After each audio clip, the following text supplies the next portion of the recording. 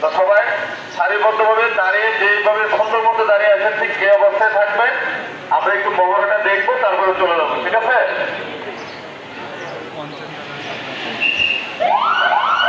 আমাদের এই যে ফায়ার সার্ভিসের গাড়ি আসবে, আগুন লাগলে ফায়ার সার্ভিসের গাড়ি আসবে।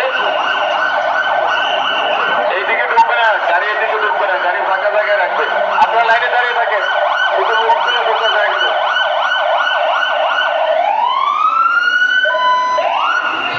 সাইডে জায়গা করে দিন। ডান পাল্টে আসো।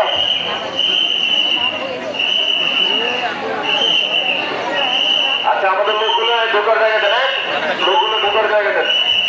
আমরা দেখি আপনাদের ভবনে কজন লোক আটকা পড়ে আছে, কোথায় আছে, তাদেরকে উদ্ধার করবো এখন আমরা, পরে প্রাথমিক চিকিৎসা দেবো।